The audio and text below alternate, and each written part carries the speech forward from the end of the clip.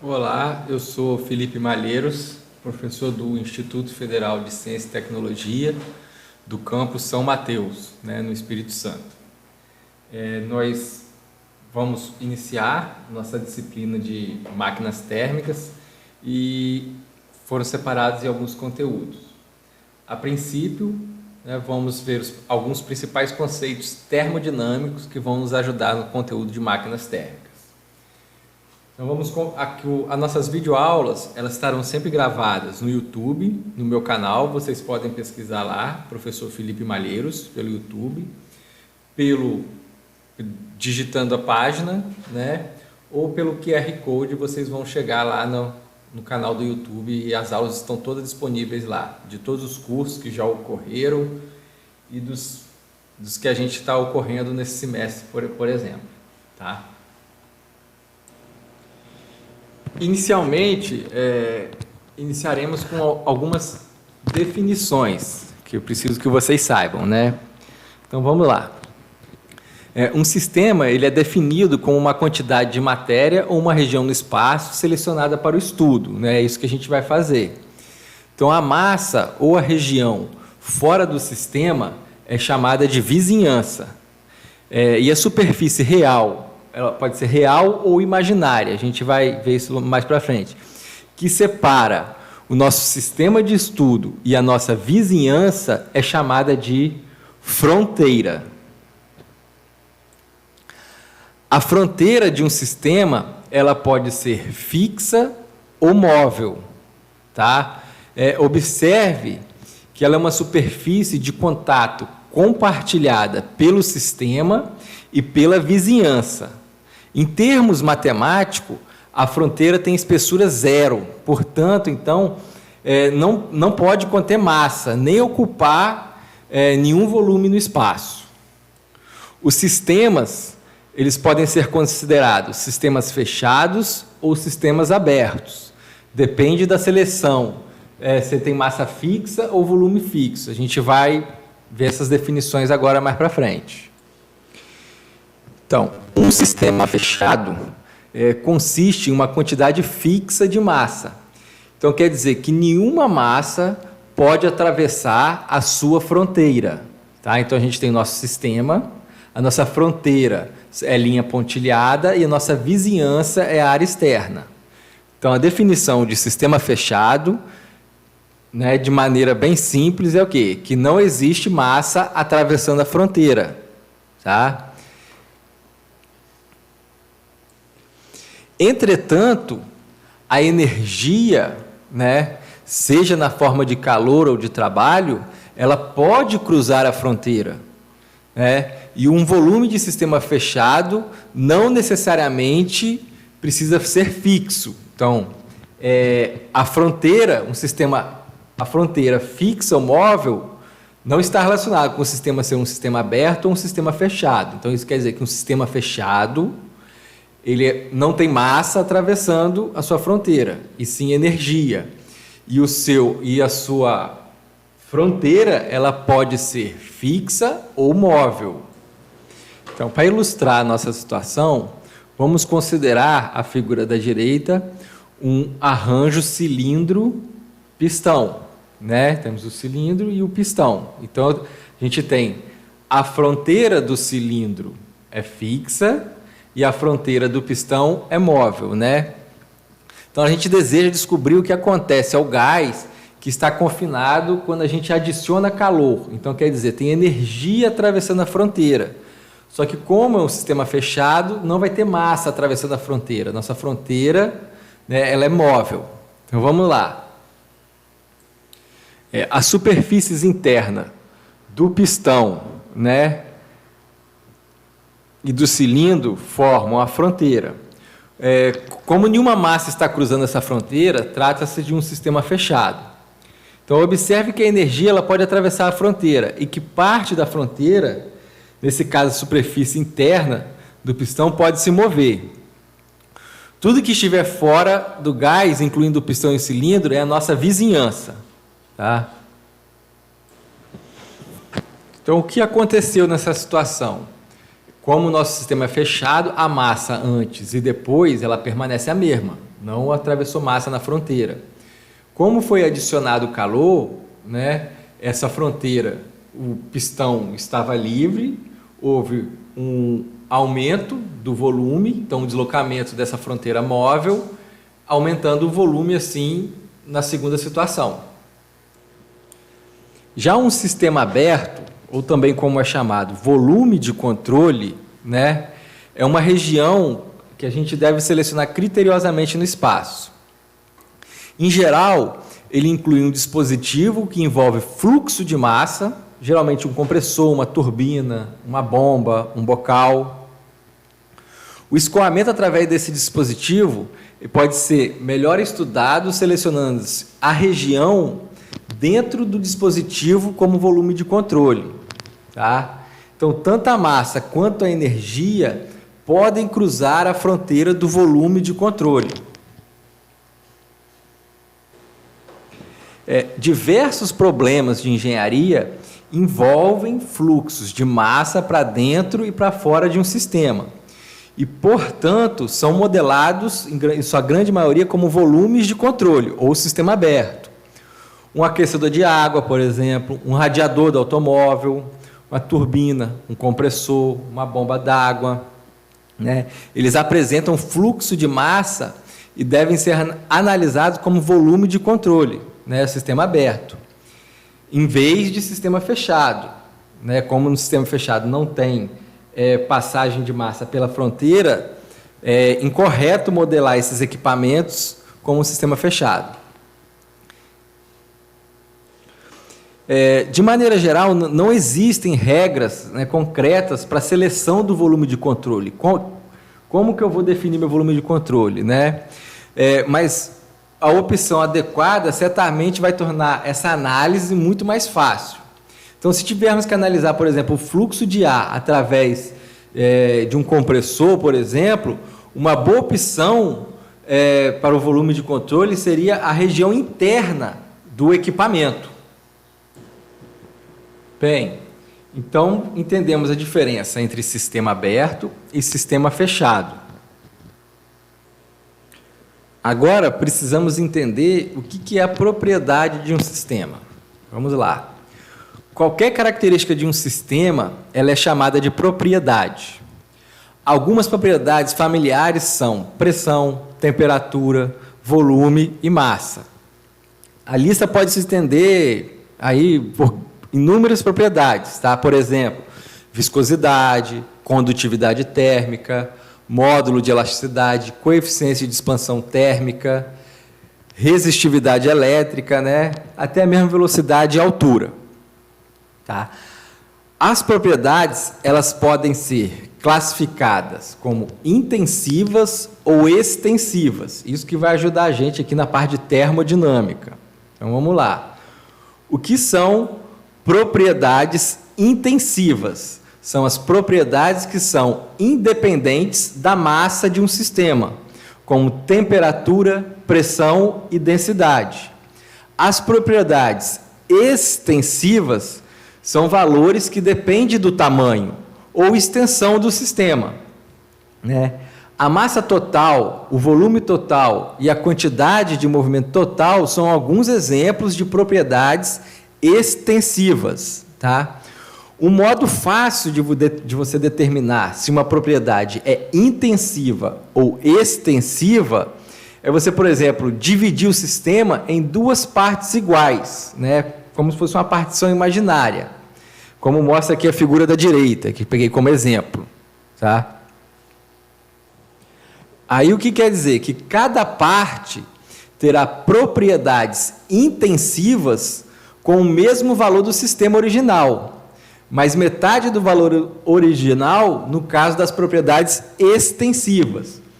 Nesse exemplo aqui, para ver se fica mais claro, a gente tem um recipiente fechado, um sistema fechado, que a gente tem uma quantidade de massa, volume, temperatura, pressão e densidade.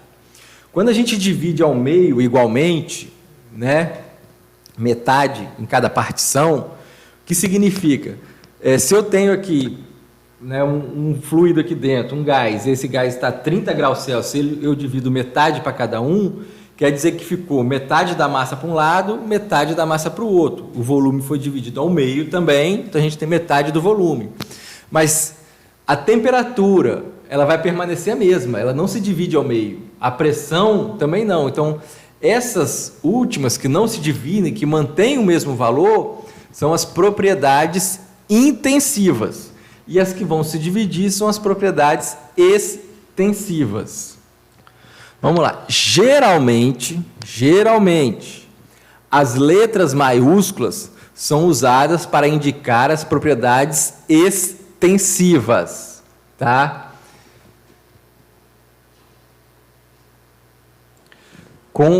E por nomenclatura, a massa M minúscula é uma exceção, tá? E também, geralmente, as letras minúsculas são utilizadas para as propriedades intensivas, com exceção, novamente, de pressão e temperatura, que são propriedades intensivas e utilizadas letras maiúsculas, tá bom?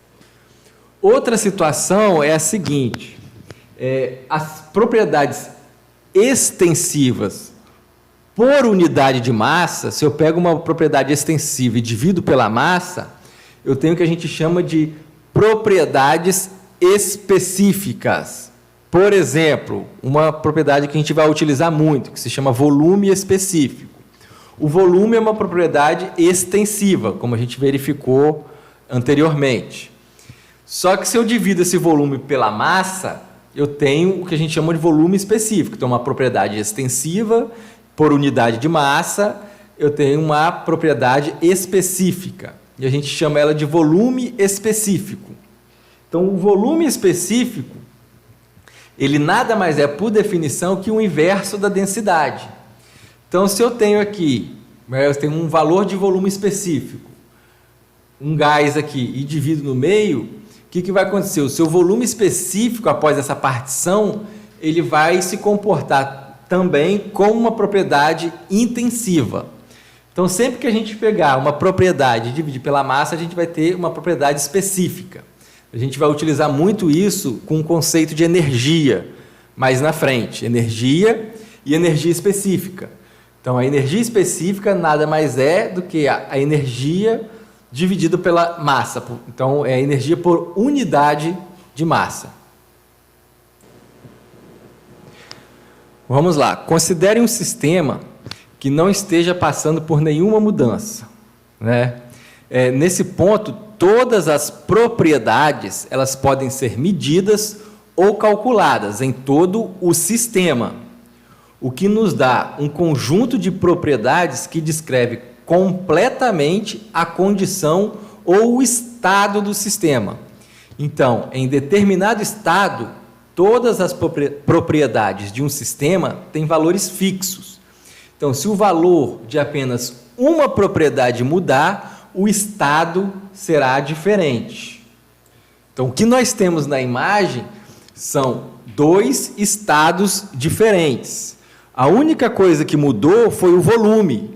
Então, a mudança de uma propriedade nos levou a outro estado. Tá? Então, a termodinâmica, ela trata de estados em equilíbrio. A palavra equilíbrio implica um estado também de equilíbrio. Então, um estado de equilíbrio, não existe potenciais desbalanceamento dentro do sistema, ou forças motrizes para alterá-lo. Tá? Um sistema em equilíbrio, ele não passa por mudanças quando ele é isolado da vizinhança. Tá? Existem muitos tipos de equilíbrio. Em um sistema não está em equilíbrio termodinâmico, ao menos que as condições de todos os tipos relevantes de equilíbrio sejam atendidos. Por exemplo, um sistema está em equilíbrio térmico se a temperatura for igual em todo o sistema, tá? Como a gente pode ver aqui na figura. Então, na figura A, do lado direito, a gente vê que não existe um equilíbrio termodinâmico. esse sistema fechado, na figura B, ele atingiu o seu equilíbrio termodinâmico.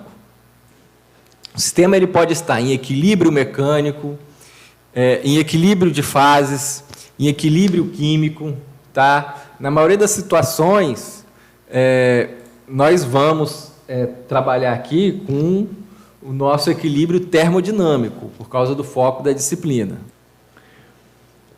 Em resumo, como eu defino o estado termodinâmico. É isso, no fim das contas, que a gente precisa entender. Para definir um estado termodinâmico, eu preciso de, no mínimo, um estado de equilíbrio termodinâmico, eu preciso de, no mínimo, duas propriedades intensivas. Tudo bem? Repetindo, então. Então, para definir um estado de equilíbrio termodinâmico, precisamos de, no mínimo, duas propriedades intensivas. Por exemplo, pressão e temperatura, pressão e densidade, temperatura e volume específico. Tá bom? Toda mudança na qual um sistema passa de um estado de equilíbrio para outro é chamado de processo. E a série de estados pelos quais um sistema passa durante um processo é chamado de percurso do processo, ou caminho. Tá? Para descrever um processo completamente, é preciso especificar os estados inicial e final do processo, tá? Bem como o percurso, além das interações com a vizinhança. Então, eu preciso saber qual é o estado 1, qual é o estado 2, e como ocorreu o caminho desse processo, tá? Para eu definir esse processo. Para facilitar, para a gente entender como ocorre um processo, utiliza o que a gente chama de diagrama de processo. Então, os diagramas de processo são traçados com o emprego de propriedades termodinâmicas, como coordenadas. A gente pode ver na figura da direita aqui. Eles são muito úteis para a visualização dos processos. Algumas propriedades comuns são usadas nessas coordenadas, como temperatura, pressão, volume. A figura da direita aqui, ela mostra um diagrama PV, pressão, volume, do processo de compressão de um gás. Então, o gás ele sai do estado 1 para o estado 2 por um processo de compressão. Tá? Alguns processos termodinâmicos recebem alguns nomes, são mais usuais. O termo ISO ele é quase sempre usado para designar um processo em que determinada propriedade permanece constante. Então, por exemplo, um processo isotérmico é um processo onde o fluido ou o gás ele sai de um estado inicial para um estado final, tá? Sem mudança de temperatura. Esse é um processo isotérmico. Tá? Em um diagrama PV ilustrado aqui, a gente pode verificar que, por exemplo, a gente sai aqui, do ponto 1 para o ponto 2, isso é um processo de expansão. Repare, o volume aumenta, é um processo de expansão isotérmica. Então, essa linha azul T1 é uma linha de temperatura constante. Essa linha recebe um nome que se chama isoterma. Então, a gente tem 3 isotermas ilustradas nesse diagrama PV, tá? E a gente ilustra aqui um processo isotérmico, por exemplo, seria de 1 para 2. Ocorre uma expansão com mudança, no caso, redução de pressão e aumento de volume em uma isotérmica. Um processo isobárico seria um processo onde a pressão é constante. Então, a gente sai de um estado inicial para um estado final, onde a pressão permanece a mesma. E um processo isocórico ou isovolumétrico é um processo onde não tem alteração de volume. Tá? O volume inicial e o volume final são os mesmos. Existe também o que a gente chama de processo adiabático. O processo adiabático é um processo onde não temos calor passando pela fronteira. Tá? Um processo adiabático, ele pode ser isotérmico? Pode. Ele pode ter mudança de temperatura? Pode. Adiabático não quer dizer isotérmico, são coisas diferentes. O processo adiabático, não há calor passando pela fronteira. Tá? Por definição, disse que se um sistema executou um ciclo, quando ele retorna ao estado inicial ao final do processo. Ou seja, para um ciclo, o estado inicial e o estado final são idênticos. Ou seja, um conjunto de processos onde o estado inicial e o estado final coincidem forma um ciclo termodinâmico. Então, vamos ao exemplo aqui. Temos um exemplo aqui na esquerda, onde nosso estado inicial está em A, tá? E é representado por um processo, vai até de A para B, podemos dizer que é um processo isobárico. Um segundo processo de B para C, isovolumétrico, e um processo de C para A. Não quer dizer que essa seja uma isotérmica, é preciso verificar. Então, eu tenho um ciclo que ocorre o processo AB, BC e CA. Então, eu tenho um ciclo termodinâmico A, B, C, A. Já o exemplo da direita, nós temos aqui, inicialmente, nosso estado termodinâmico 1, né, onde temos P1V1, ocorre uma compressão, né, um aumento de pressão a volume constante, então, isocórico.